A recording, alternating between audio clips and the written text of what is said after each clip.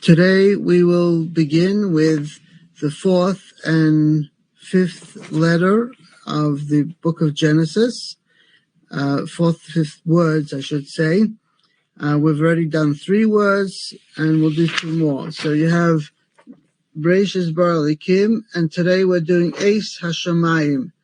Eis Hashamayim, which is translated as the heaven. Now, I don't know what people think when they think of heaven. Some think of the skies, that Shemayim means the skies, okay, in a physical sense. Others explain the word Shemayim being the spiritual realms and then the earth being the physical. But there is a lot more to these words, of course, than just a heaven which has no real meaning to anyone, what that really means.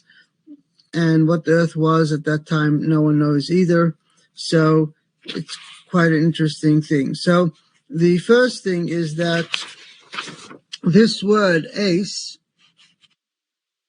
is never translated in any translation. The word is there again and again and again with a lot of, all throughout the Torah, but it's never translated. We will translate it. And we will also explain what the Shamayim is.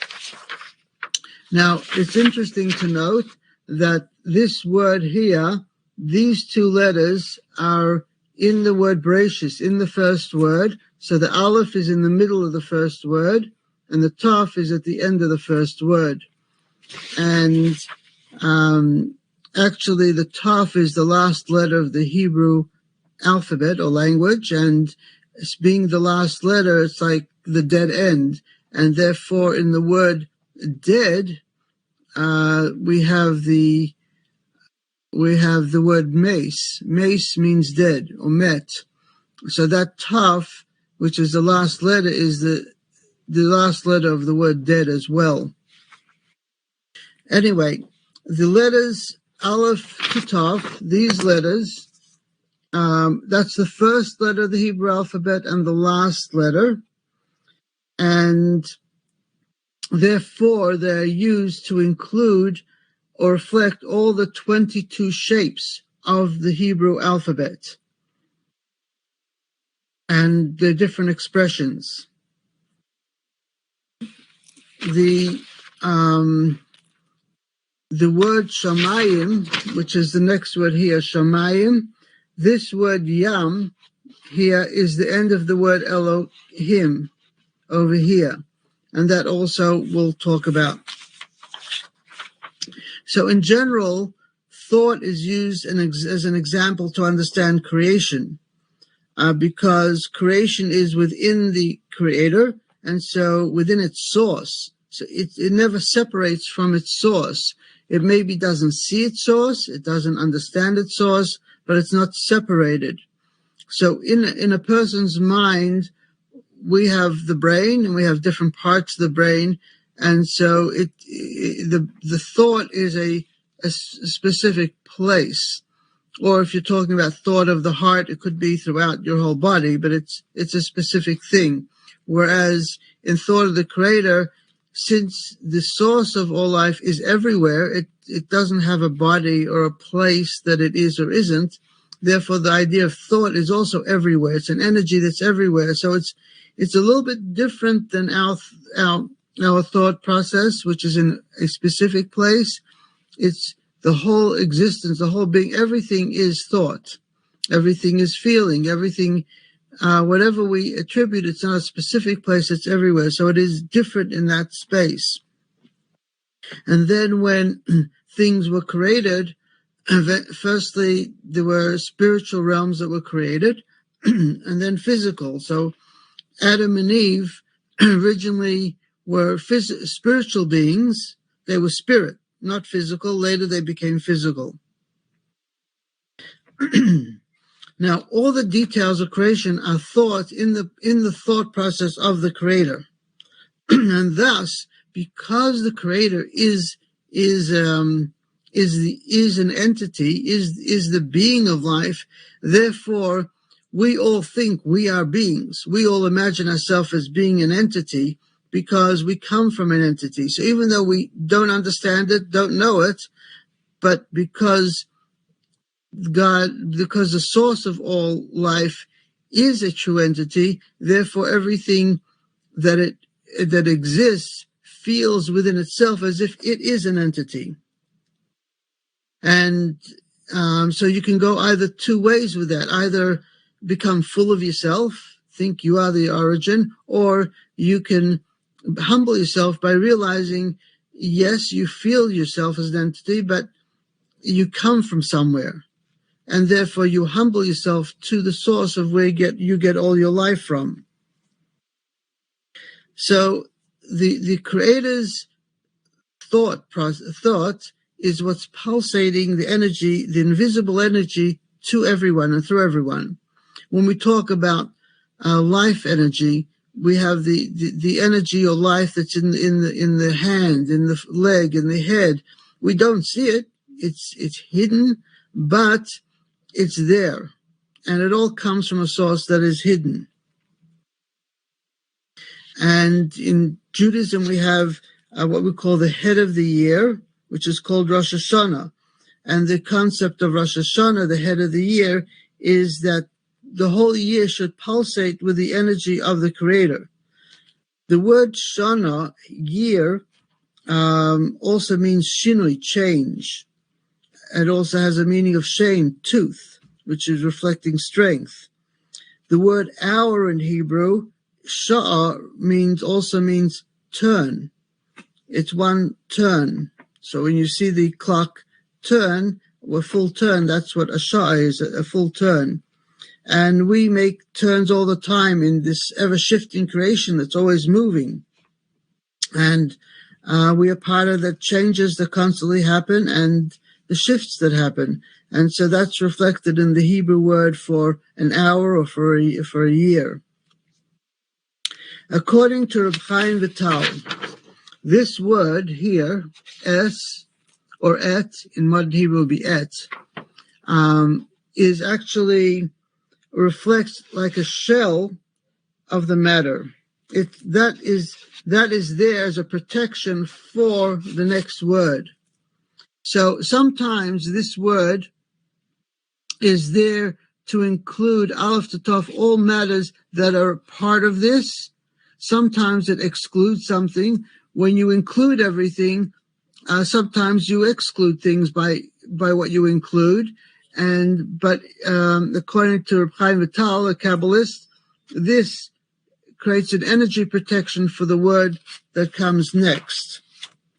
And that in itself is a very interesting concept. Now, the way we translate this word is with.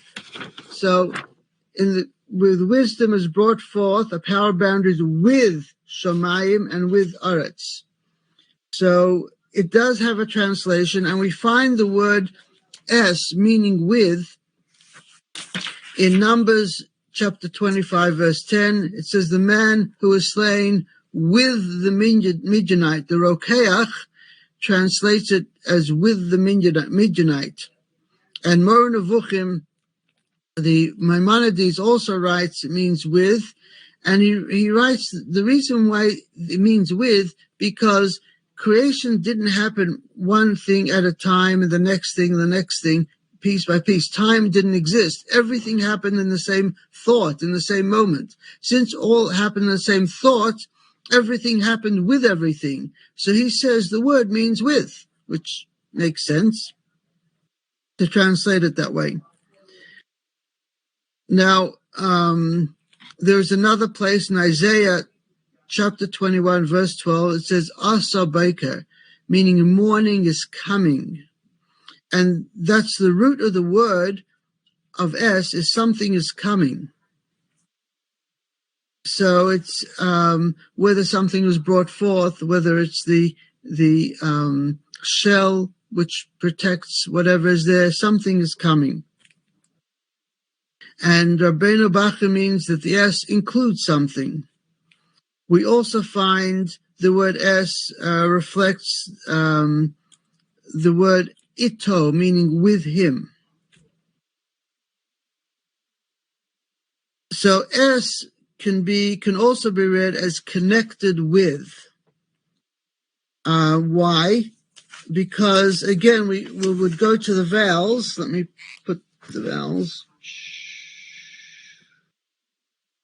You have two vowels under it, one next to the other, consecutive.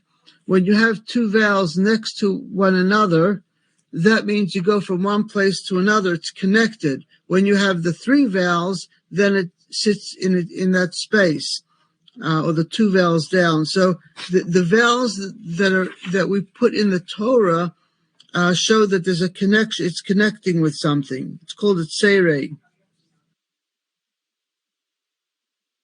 And what it means is that there's a movement here, but a very deep movement that isn't normally translated because of its depth. And only people that study Torah in a manner of depth actually look and are able to translate these words. And that's why it says that no one knew the meaning of all these words in the Torah until Rabbi Akiva explained every one of them. So basically, the S is supporting the movement of whatever is happening in the word that comes after that. The Avodas HaKodesh writes that life forces spread from it to have results for sustenance of the worlds. So it's not just movement, but it's movement to sustain something in the creation, in the worlds. And he says the higher level of Elokim brought forth Shamayim and Aretz with the power of Bereishit. So he says, the way he translates is, with Bereishit is brought forth by Elokim the Shamayim and the Aretz, which is the power of desire. So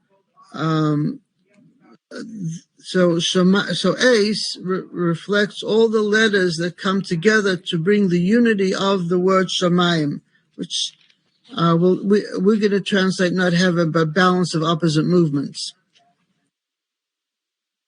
The Chedushay, another Sefer, writes that S indicates action.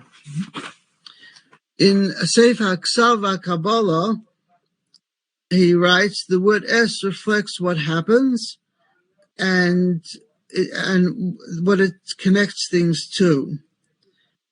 Sometimes the Tvunas writes, sometimes the word S includes things, usually, but sometimes it detracts.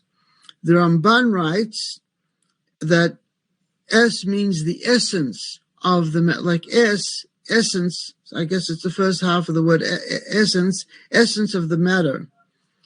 That the essence of the matter is that was brought forth Elokim from nothing, Eis HaShamayim, and also the Shamayim, the Shamayim was brought forth from nothing, and Eis Haaretz. In other words, what he does is, instead of saying Elokim brought forth Shamayim, he's saying with wisdom is brought forth the power boundaries, with wisdom is brought forth Shamayim, and with wisdom is brought forth Aretz. So he skips, it goes back to the beginning.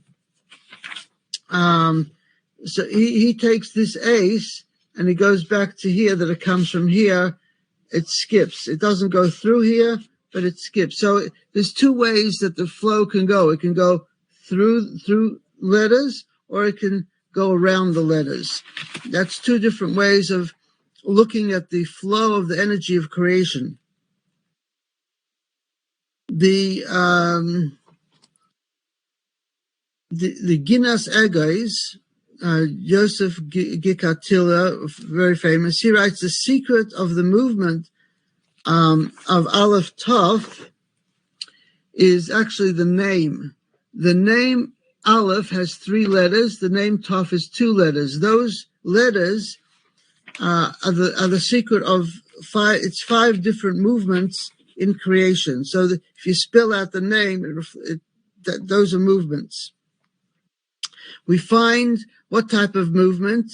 S is also a tool that you dig things below the ground. And that's why you find in Samuel 1, chapter 13, verse 20, Esau means a plow. And also in Isaiah chapter 2, verse 4, Itim, which is the same root, means plows. In other words, it means to look deeper than the surface, go deeper. So S, therefore, or in modern Hebrew, etz, as we said, means look deeper into something or reflect something that is deeper. In the Talmud Bavli, in Brachas 36, S indicates guarding. And it's secondary to the fruit, it guards the fruit.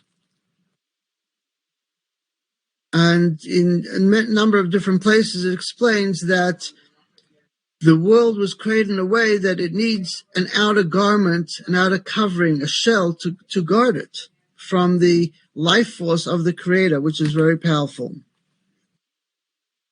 And therefore, letters in Hebrew are also, they're not just an expression, they're also a covering something. They're covering the life force that's behind them.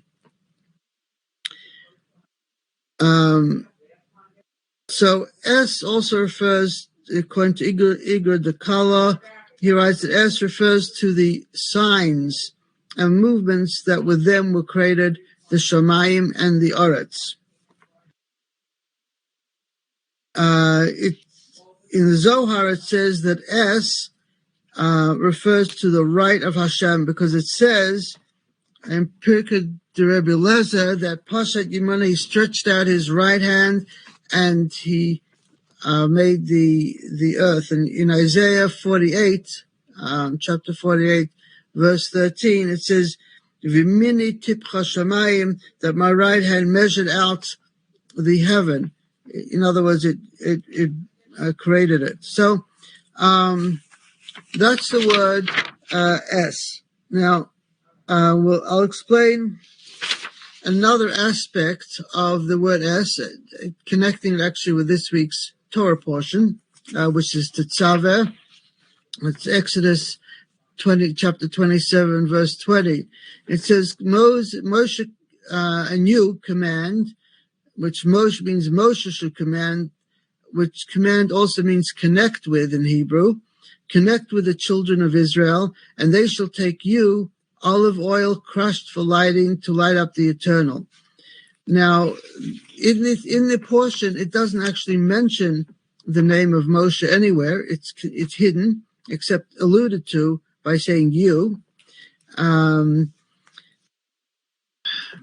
so too, also the idea of oil, we find olive oil is a big thing, and usually it's explained olive oil is a big thing. It shows hidden things that are hidden because you have to crush the olive to bring out the oil, so it's hidden inside, and that's really any type of juice. But the word zayis, olive, has a very interesting thing, and I'm going to show it to you. Here is the word zayis, zayit. Zayit is an olive. Now, we have here the letter zayin, yud, taf. The zayin, according to the Tikkun Zohar, the zayin is a combination of two letters, the letter vav, and the letter yud. And the letter vav and yud is numerically 16, but and it's part of yud, part of Hashem's name, yud and vav. But here, there's another yud here in the middle. So if that's a yud and a vav and that's a yud, together they make up the three components of the letter aleph. This, the letter aleph, has a yud on top, a yud on the bottom, and a vav in the middle. And we mentioned that the original aleph, before it was expressed in the form that it has, the original flow was actually like this: Yud, Vav, Yud, a Yud on two sides of the Vav with a line in the middle. And so that's the original movement of the Aleph, of the first letter as it is, before it becomes extrapolated and expressed in the creation here. So, in other words, the first two letters of the Zayit of Aleph reflect that Aleph, that original Aleph, because as a Yud Vav Yud, and the Taf reflects the end of all the letters, and therefore reflects the end of where things come from, go to, and therefore the Zayis, the word Zayis, in its essence, is similar to the word et. It just, the first letter is formulated different, but it still has the same, a similar flow of energy, just from a different level, a different place in creation. Anyway, that has to do with this week's portion, because the reason Moshe is not mentioned in it is because his energy is his understanding and perception spiritually was concealed from people, and Hashem says to him, you connect with the Jewish people to bring them to that place of concealment. And then once you do that, then we can build the sanctuary, the Mishkan, which is supposed to be a place for where the energy of the Creator can be expressed to a degree that people can receive. But in order to put that energy into it, you have to be connected with the origin of the letters and where life comes from. Like it says that B'Tzalel, who built it, knew all the combination of the letters of creation, what they represented, and so he could bring that energy into it. And therefore, with the menorah, which was built, the candelabra, Moshe didn't know how to put the energy into it.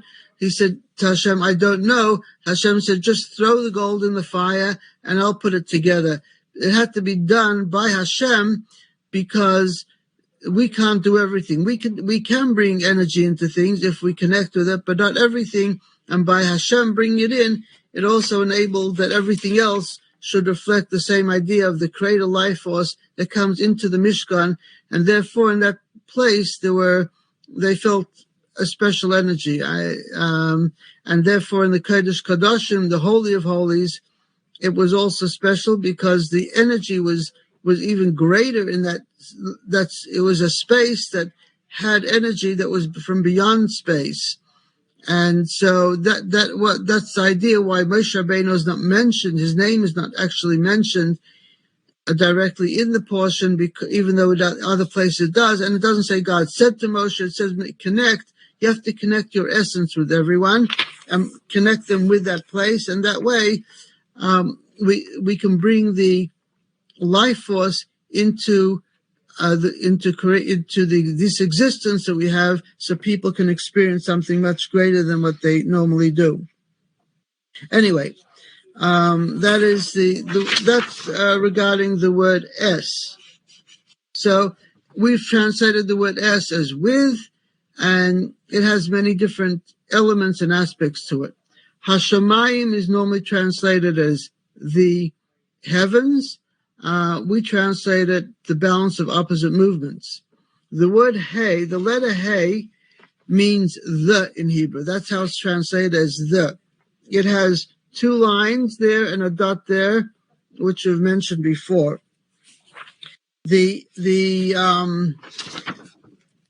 Let's see. The two lines, where am I?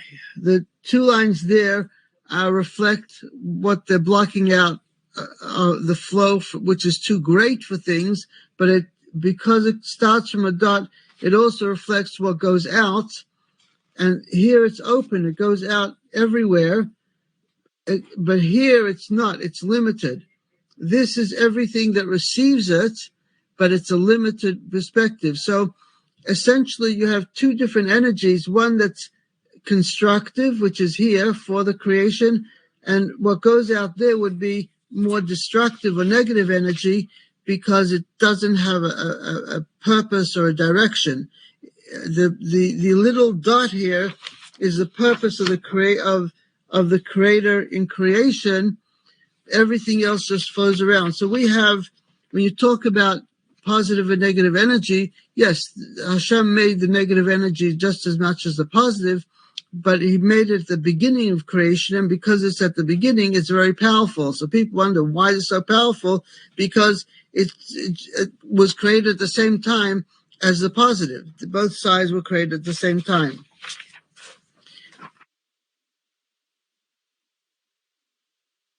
Okay. Now then we have in Shamayim, you have the letter heaven. So the hey is just a prefix. So it's not part of the word itself.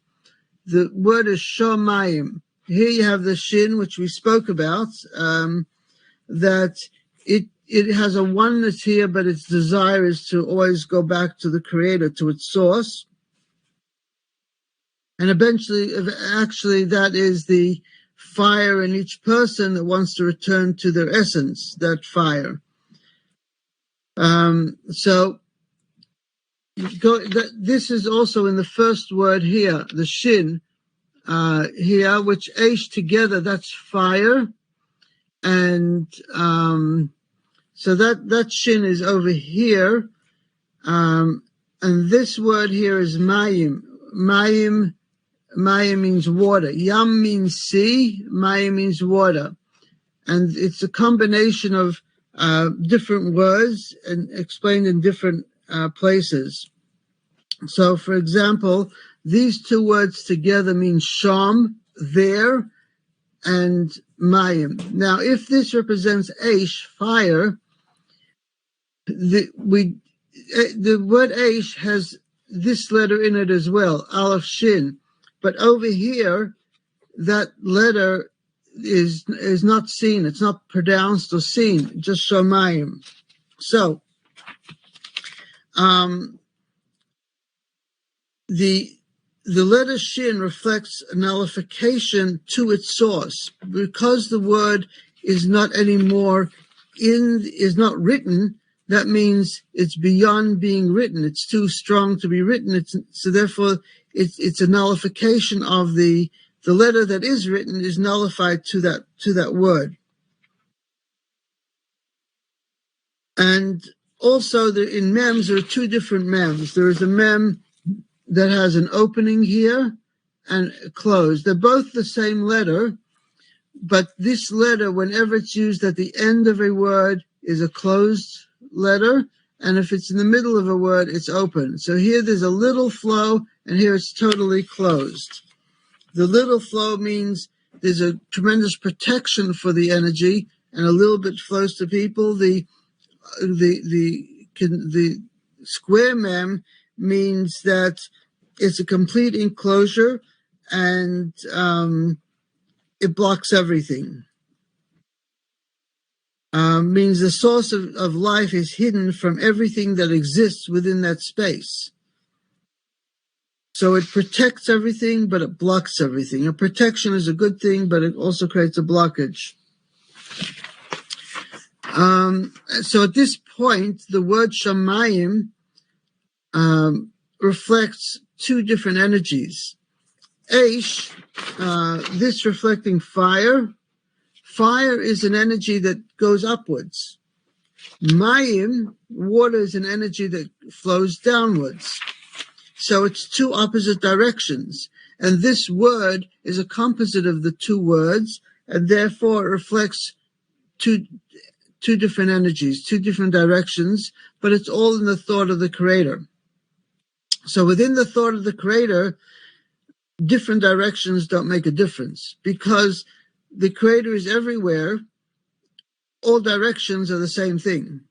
There's no different direction. Direction is something that makes a difference to us, but there it's all one. So in that space,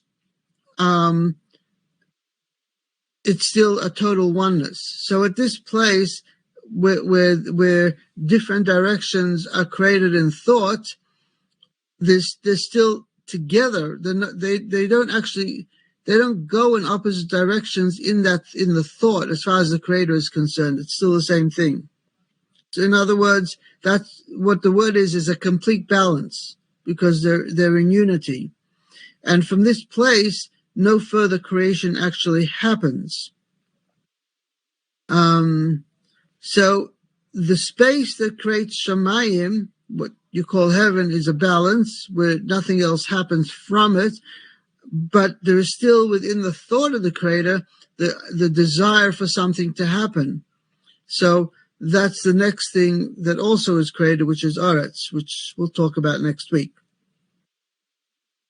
So according to the Zohar, the heaven and earth, everything was created with 22 letters of the Hebrew alphabet. They reflect the creation anyway. Okay. Now, the Mer Eidei Chachamim, he brings from Psalm 117. It's only 2 verses in that chapter, so it's the first verse. Praise Halus Hashem, praise Es Hashem. There, praise means praise all the 22 letters from A to Z, Aleph to Taf, praise Hashem through everything. The letter Hey at the beginning of the word is often there, it means the, but it's often there for clarification, because the word can be written without the letter Hey. And one reason that it says Ha means when it says the, it's talking about something specific. So it's something specific from before time, we have no clue what it is. So it's not talking about something from before time. It's talking about something that we will know in the future, which is the Messianic age. The future and the beginning of the Messianic age is something specific. So therefore, it's something everything will see when it happens, and it's talking about something of the future, the heaven, or the balance of opposite movement that will eventually happen when the Mashiach comes. So that is why it adds the letter Hey to reflect that future space that we will hopefully soon achieve or get to. Now, at the end of the word, you have Yud Mem. Yud Mem means C. Now, the Yud Mem, we said by Elikim, is plural, but it has another function. Yud Mem is also appears at the end of words where there's a double, where it's taking two things. For example, Tzoharayim. Tzoharayim is twilight, is between sunset and it gets dark. It's a space which is partially day, partially night, and it's not day and not night, and that's called Tzarayim. It brings day and night together, or morning and Tzarayim.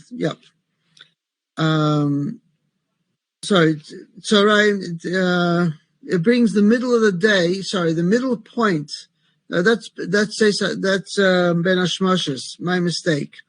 I'm not talking about Hashmashis. I'm talking Tzarayim means the middle of the day, 12 noon, but where the morning and the evening come together.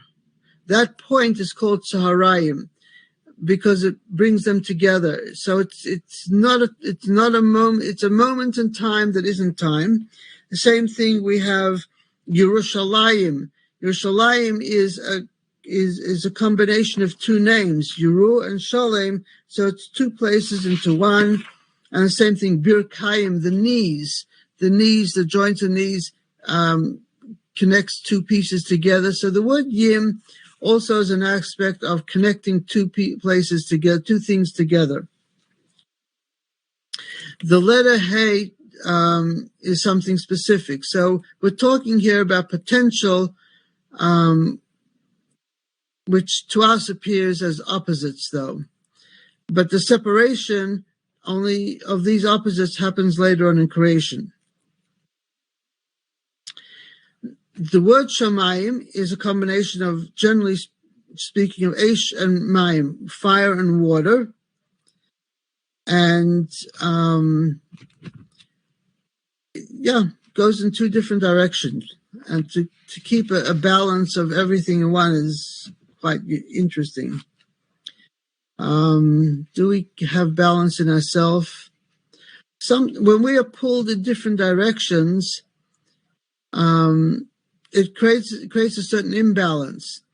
To have a balance internally, when things are pulling in different directions, you have to be beyond both things. So sometimes a person can be very calm when the things are happening to pull him in different directions. He doesn't let his energy go in either direction.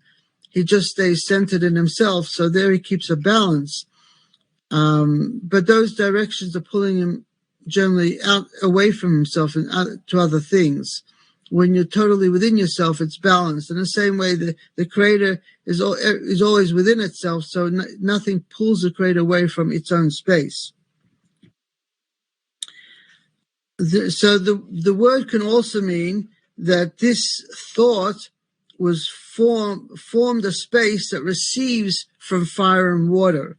In other words, we're saying that it is two opposite directions, but we can also translate the same thing and say it receives from fire and water. In Bible Unauthorized, he just translates as a fiery liquid mass or gas vapor. It also has the word in it, so mayim, elevated flow. The word mayim, which is translated as water, I'm not translating as water, I'm translating as flow.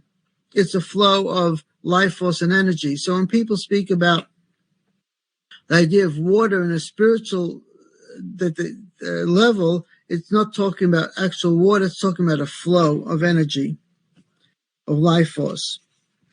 So the word shamayim, elevated flow, reflects the idea that it's always, there's a level beyond where creation occurs. In other words, as you go through different spiritual realms, levels, there's a level called the heaven, shamayim, and earth. It's not a physical earth or a physical heaven. It's just that the level you're at is always called the level earth. The level beyond you is always called heaven. So it's not an actual space or place. It's just a terminology that's used to say there's something beyond you. There's a place you're at, which we call Aretz, earth, and the place beyond you, which you call Shamayim, heaven. There's a balance that is beyond you, or a level above you. Now, the Hebrew word also, Shamayim, is associated with wisdom and understanding. As it says in Psalms 136, verse 5, he made Shamayim with understanding. And in Proverbs chapter 24, verse 3, it says, through wisdom a house is built, and through understanding it's established. So we know that the beginning, we're talking about this creation as being with wisdom, coming from wisdom, and Elohim being understanding. So all this is what establishes the house, establishes the balance that's reflected in Shamayim. The Medrash Rabbah says that the word Shamayim is something that came up in thought. And the Al-Sheikh writes that it's in thought, but because in thought it's a very refined way. It's not in the coarse way that people use words. It's very refined. It doesn't have the description or distinction. It doesn't have the description that people actually use to talk about it. And especially because it was before there was an actual physical reality, before there were actual spiritual worlds. So without spiritual worlds, what does heaven and earth mean, or physical? So it obviously is referring to a flow of energy that is a potential for the spiritual and physical, but it's basically a space of balance. The Medrash Rabbah says that before Hashem created the world, and when he created it, initially it was all mayim b'mayim. Mayim b'mayim means water in water, but as we translate it means that one flow in another flow. All the flows were together. And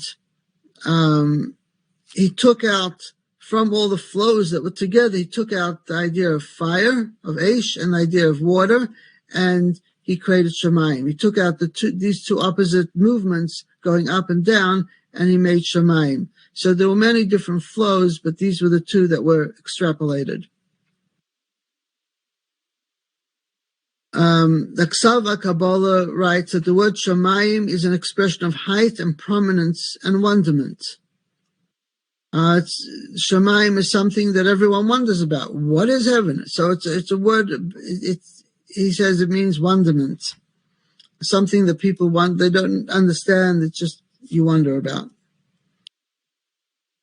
In Sefer HaPliya it says why is it called Shemaim, and Rabbi Nachman Mendel of Shklov writes that it means to say that it should have been called with the names Eshamayim, not Shamayim, Eshamayim. But Hashem mixes, in his action, makes everything into one. And therefore the one, which the Aleph represents, the Aleph of fire represents, became concealed and peace was made. Because Hashem took out the power of his oneness and allowed them just to feel the oneness without the full power of his being.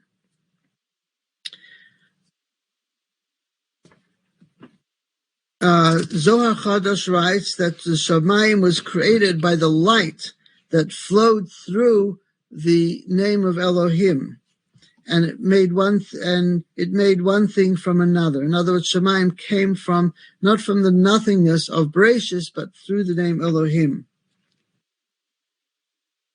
And the reason it's called Shamayim, the word Mayim is in it, is because it receives from the flow from above. So the main aspect is the flow from above. The fire constantly wants to leave and go back to its source and not flow, whereas Mayim is always flowing, and so that's why the Aleph is also concealed, and that's why the word Mayim is whole there. In Sefer of Shoroshim of the Radak, who was he wrote many books in grammar, he writes that his father writes that the word Shamayim is two words, Eshamayim. So he writes, it means Sham Mayim. There is water, or there is flow.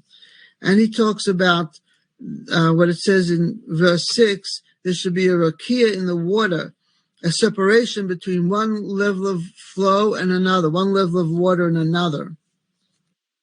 And it says in verse 8, Elohim called the rakia Shamayim, meaning Sham, there is water. So normally, we have Eshamayim, fire and water. We have Shamayim, elevate, and he writes that it means Shamayim. There is water. There is flow. And why is it called Mayim? He says the two mems join together to make one mem. Like in in other words, when you have Shamayim, let me just show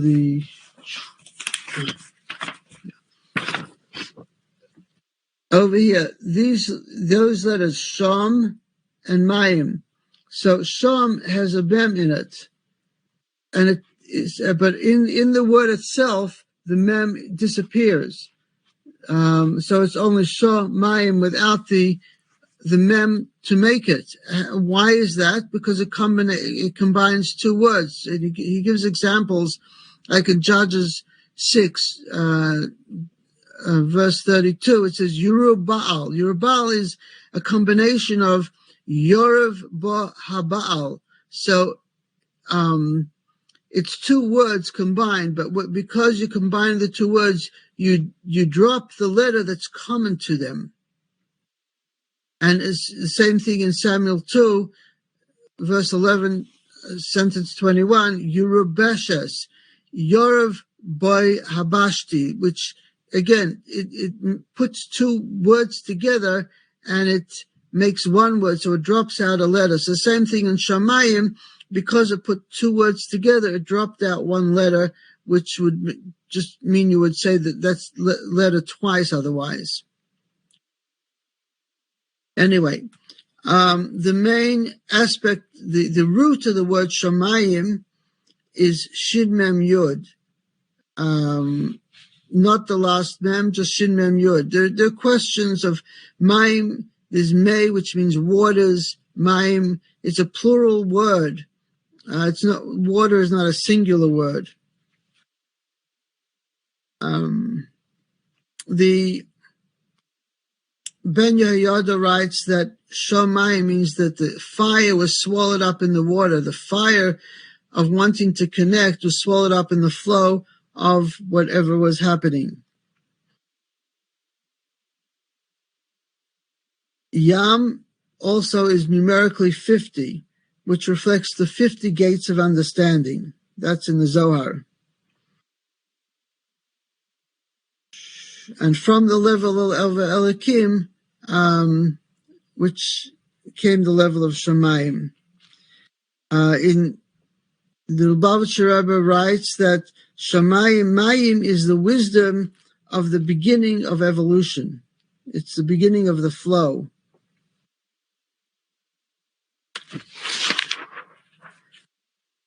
And this is what's written Es HaShemayim, from Es to Tov in the Shemayim, and the same thing in Oretz. And the work of the Mishkan was to join that which is in the earth with Shemayim.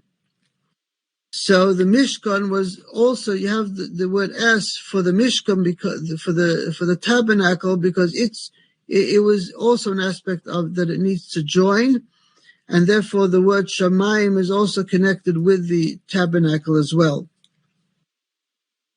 There are many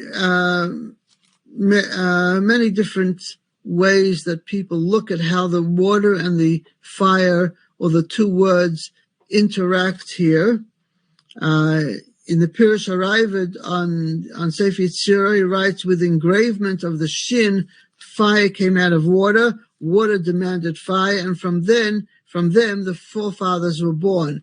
That's the whole thing is very spiritual. The fire and the water, which is chesed and gvura, which is again Kabbalistic, what fire represents in strength, and water represents in kindness and flowing, which is Abraham and Isaac.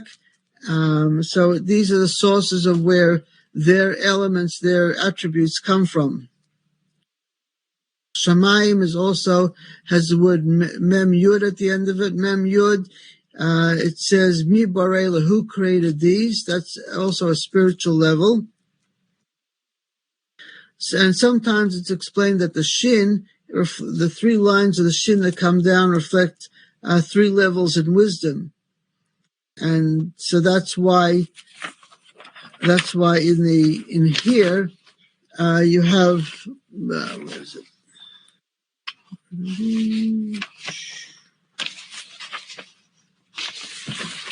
It has the word Shin in Shabayim because it reflects the three levels of wisdom that come down into the flow. And Hashamayim, the word Hashamayim is also numerically the same value as the word Neshama, soul. And just like the soul is something we know it exists, there's a flow of life force, so too, Hashamayim, we know there's something above us, but we don't necessarily know what it is, other than a life force. So the word Eis HaShamayim have many meanings, which we began at least a little bit, and this will there's a lot more, of course, for everything and meanings, but this gives us a beginning to start to look into things and realize there's a much deeper place. So a person can wonder if true balance exists, or even what true balance looks like, because everything has its own individual balance, but even though you have your own balance in a different setting, you may look at something which is out of balance, not balanced.